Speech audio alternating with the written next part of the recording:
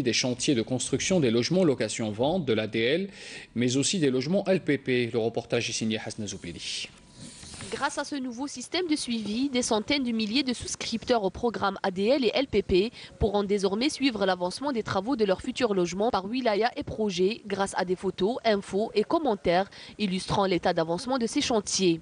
On a essayé de recenser tous les sites des futurs logements ADL et LPP, donc soit à travers les déclarations des responsables de l'habitat, soit en cherchant aussi dans les appels d'offres.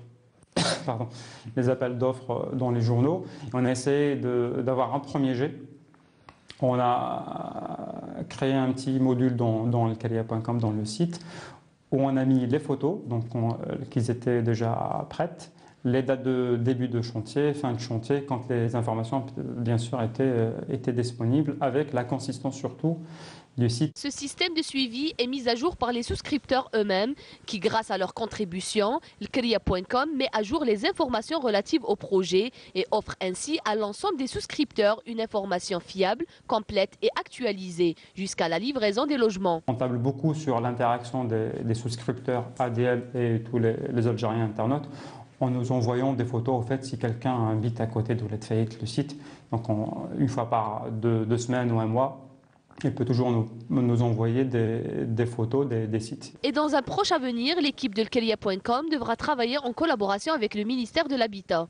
On a préféré déjà que le projet mûrisse un petit peu, que ça a un peu de la gueule, entre guillemets, et qu'on fasse une demande officielle à l'agence pour voir si on pouvait être alimenté au moins en taux d'avancement et quelques informations.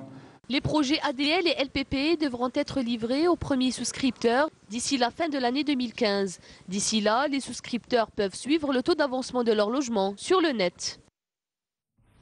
Dans l'actualité, le Conseil de la Nation reprend ses travaux aujourd'hui par des séances plénières, ces séances consacrées à la présentation de plusieurs textes de loi. Il s'agit en particulier du projet de loi portant modernisation de la justice, du projet de loi sur les assurances sociales et du projet de loi sur la signature et la certification électronique. L'actualité à l'étranger, d'abord la Libye, avec cet enlèvement de 20 chrétiens coptes égyptiens. Ils ont été enlevés ces derniers jours à Sirte, dans l'est du pays. Les circonstances dans lesquelles ces 20 personnes ont été enlevées n'étaient pas claires dans l'immédiat, ni leur identité d'ailleurs, mais des sources affirment et assurent qu'il s'agissait de coptes.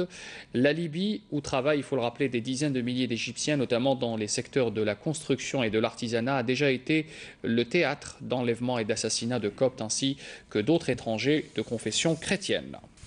Israël décide de geler le transfert de 100 millions d'euros de taxes collectées pour le compte de l'autorité palestinienne.